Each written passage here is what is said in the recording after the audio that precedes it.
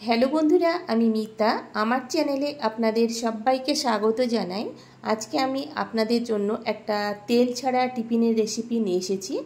আশা করছি আপনাদের খুব ভালো লাগবে। আর এই টিফিনটা আপনারা স্কুল কিংবা অফিসের টিফিনে দিতে পারেন, আবার সকাল বিকালের জলখাবারেও রাখতে পারেন।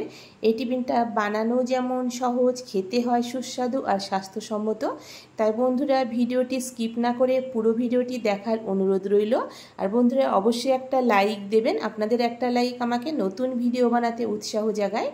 আর এই টিফিন বানানোর জন্য এখানে ময়দা নিয়েছি, আর এখানে মিডিয়াম সাইজের 3টে সেদ্ধ আলু নিয়েছি। প্রথমে ময়দা মাখবার জন্য 1 বাটি এখানে হালকা গরম দুধ নিলাম, আর এখানে দুধটা খুব হালকা গরম আছে। এরপর 1 চামচ চিনি, আর এখানে 1 চামচ ইস্ট দিয়ে এখানে দুধের সঙ্গে ভালো করে মিশিয়ে দেব। আর এই ইস্ট যে কোনো দোকানে আপনারা খুব ভালোভাবে পেয়ে যাবেন। এরপর 1 চামচ তেল দিলাম। তেল, চিনি আর ইস্ট ভালো করে দুধের সঙ্গে মিশিয়ে দেব। আর এখানে ইস্ট 1 চামচ দেবেন, না হলে গন্ধ করবে ইস্টের। এরপর যে বাটিতে আমি দুধ নিয়েছি সেই বাটির 2 বাটি ময়দা দিয়ে এখানে ময়দাটাকে মেখে নেব। আর এখানে দুধটা হালকা গরম দুধের সঙ্গে ইস্ট মেশানোর জন্য এখানে টিফিনটা খুব নরম সফট হবে, একদম পাউরুটির মতো তুলতুলে হবে।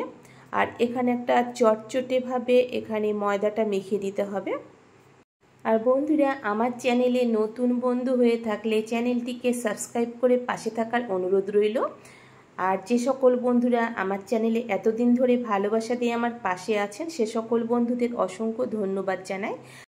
আর এই টিফিন বানানোর জন্য ময়দাটাকে একটু নরম করে মেখে নিতে হবে। আর হাতে যখন চটচটেভাবে লেগে যাবে সেই সময় সামান্য হাতে তেল মাখিয়ে নেবেন, তাহলে এখানে ময়দাটা খুব সুন্দরভাবে মাখা হবে। দেখুন, ময়দাটা এরপর আমি ঢাকা দিয়ে 30 মিনিট রেখে দেব, যাতে ময়দাটা খুব সুন্দরভাবে সেট হয়ে যায়।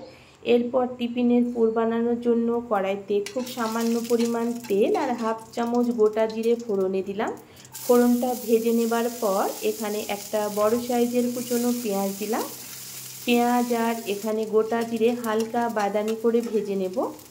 দেখুন, এখানে পেঁয়াজ ভেজে নেবার পর 1 চামচ আদা ও রসুন বাটা দিলাম। আদা রসুন বাটা দেবার পর 1 মিনিট থেকে 1.5 মিনিট সময় নিয়ে আদা রসুন ভালো করে তেলের সঙ্গে কষিয়ে নিয়েছি, যাতে আদা রসুনের কাঁচা গন্ধটা চলে যায়। তারপর 4 চামচের 1/2 চামচ হলুদ গুঁড়ো, 1/2 চামচ ধনে গুঁড়ো, সামান্য পরিমাণ ঝাল লঙ্কার গুঁড়ো আর স্বাদ মতো লবণ দিয়ে এখানে মিনিট 2-3 সময় নিয়ে মশলাকে ভালো করে কষিয়ে নেবার পর এখানে কুচনো টমেটো দিলাম।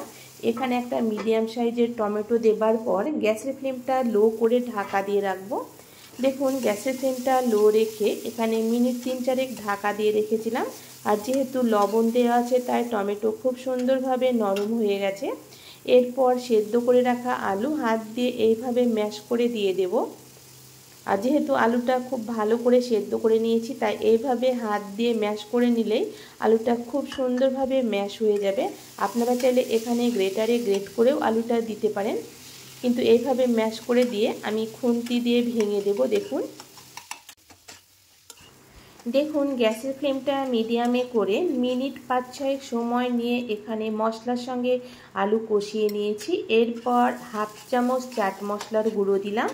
আপনাদের হাতের কাছে যদি চাট মশলা না থাকে সেক্ষেত্রে এখানে 1 চামচ পাতিলেবুর রস দেবেন, সেক্ষেত্রেও খেতে ভালো লাগবে।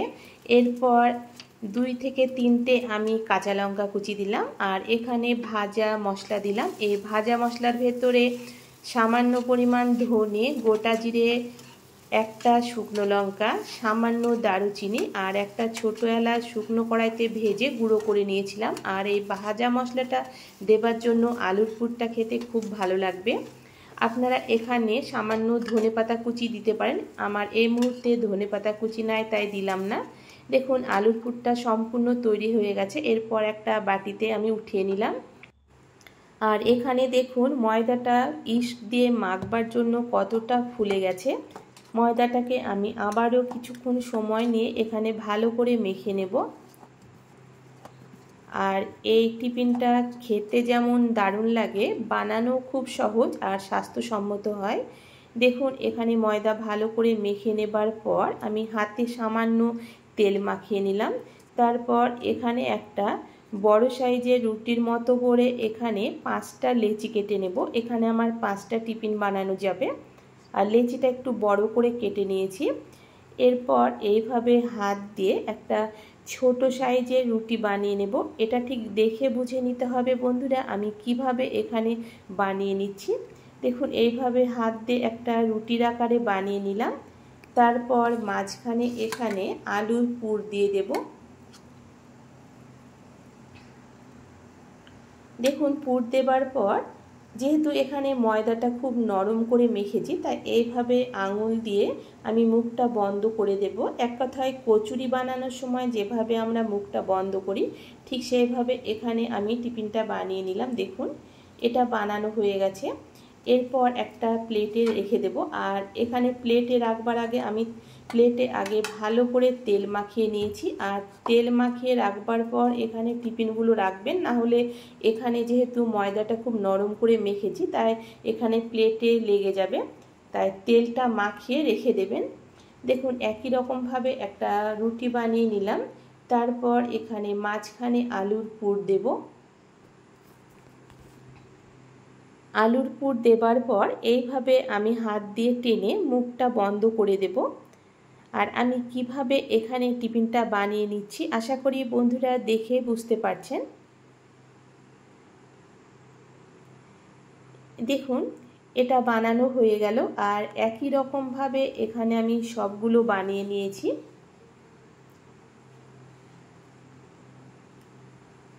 আর আপনাদেরকে আবারও বলছি, এখানে যে জায়গাতে আপনারা রাখবেন সেই জায়গাতে ভালো করে তেল মাখিয়ে তারপরে রাখবেন। এখানে টিফিন ভাপানোর জন্য কড়াইতে বেশ খানিকটা জল আর হাফ চামচ তেল দিয়ে এখানে জলটা ভালো করে ফুটিয়ে নেব। আর জলটা বেশি করে দেবেন যাতে টিফিনটা এখানে দেবার পর জলের উপরে ভাসতে থাকে। আর দেখুন জলটা ভালো করে ফুটে উঠেছে। এরপর টিফিন দিয়ে দিলাম। আর যেহেতু জলে তেল দেওয়া আছে তাই টিফিনটা একটার সঙ্গে আরেকটা জোড়া লেগে যাবে না।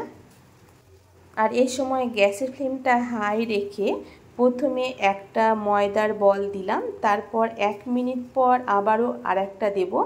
একসঙ্গে দেওয়া যাবে না। এখানে একটা ময়দার বল দেবার পর 1 মিনিট থেকে 1.5 মিনিট থেমে থাকতে হবে, তারপরে আবারও আরেকটা দিতে হবে। একসঙ্গে দেওয়া যাবে না। দেখুন এখানে মিনিট 5-6 ফুটিয়ে নিয়েছি। এরপর আমি খুন্তি দিয়ে উল্টে দেব যাতে অপর পিঠটা খুব সুন্দরভাবে এখানে ভাপানো হয়। আর এখানে জলে ফোটার জন্য এখানে দেখে বুঝতে পারছেন এখানে কতটা ফুলে বড় হয়ে গেছে। যারা একটু স্বাস্থ্য সচেতন, তেল খেতে চান না, তারা এইভাবে একবার আলুর পুর ভরা ব্রেড বানিয়ে খেয়ে দেখতে পারেন, খেতে দারুণ লাগবে।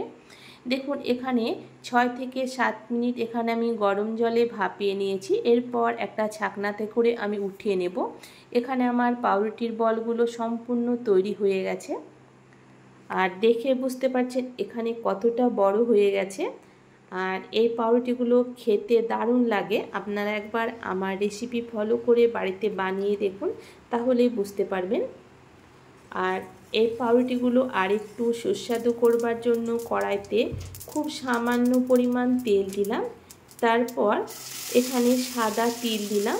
আর আপনাদের হাতের কাছে যদি তিল না থাকে সেক্ষেত্রে এখানে তিল ছাড়াও টিফিনটা বানিয়ে নিতে পারেন। তিল দেবার পর এখানে পাউরুটিগুলো দিয়ে দিলাম। আর এই সময় গ্যাসের ফ্লেমটা আমার মিডিয়ামে আছে। আর যেহেতু আমার ফ্রাই প্যানটা ছোটো তাই এখানে প্রথমে 3টে ব্রেড দিয়ে আমি সেঁকে নেব।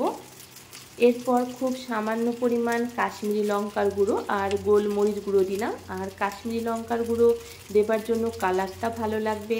আর এখানে গোলমরিচ গুঁড়ো দিলাম, হালকা ঝাল ঝাল লাগবে। আর এখানে আমি খুব সামান্য পরিমাণ ম্যাগি মশলা দিলাম। ম্যাগি মশলা দিলে এখানে বাচ্চারা খুব মজা করে খাবে। আপনারা এখানে ম্যাগি মশলার পরিবর্তে চাট মশলাও ব্যবহার করতে পারেন। দেখুন গ্যাসের ফ্লেমটা মিডিয়ামে করে এক পিঠ খুব সুন্দরভাবে সেঁকে নিয়েছি। এরপর আবারও উল্টে দিয়ে একই রকমভাবে এখানে সামান্য গোলমরিচ গুঁড়ো, কাশ্মীরি লঙ্কার গুঁড়ো আর ম্যাগি মশলা ছড়িয়ে দেব। আর ওপরে তিল আর ম্যাগি মশলা দেবার জন্য এই টিফিনটা খেতে দারুণ লাগবে। আপনারা এইভাবে ম্যাগি মশলা গোলমরিচ গুঁড়ো দিয়েও খেতে পারেন, আবার জলে ভাপিয়ে নিয়েও এখানে খেতে পারেন। কিন্তু এইভাবে যদি তিল আর ম্যাগি মশলা আর গোলমরিচ গুঁড়ো দিয়ে এখানে টিফিনটা বানিয়ে নেন, সেক্ষেত্রে টেস্টটা আরও ভালো লাগবে। একই রকমভাবে সামান্য এখানে তিল ছড়িয়ে দিলাম, তারপর ওপরে গোলমরিচ গুঁড়ো, কাশ্মীরি লঙ্কার গুঁড়ো আর ম্যাগি মশলা দিয়ে 1 মিনিট থেকে 2 মিনিট সময় নিয়ে 2 পিঠ আমি ভালো করে তেলের সঙ্গে সেঁকে নেব। দেখুন এখানে আমি একই রকমভাবে সব টিফিনগুলো বানিয়ে নিয়েছি। এরপর আমি পরিবেশন করব। আর টিফিনগুলো দেখুন দেখতে কতটা লোভনীয় হয়েছে। আর এই টিফিনগুলো দেখে বুঝতে পারলেন বানানো কতটা সহজ, আর দেখুন কতটা নরম হয়েছে। আপনারা এইভাবে একবার আলুর পুর ভরা টিফিন বানিয়ে খেয়ে দেখুন, আশা করছি ভালো লাগবে। ভালো লাগলে বন্ধুরা অবশ্যই কমেন্ট করে জানাবেন। আজকের মতো এই পর্যন্ত, দেখা হচ্ছে পরবর্তী রেসিপিতে।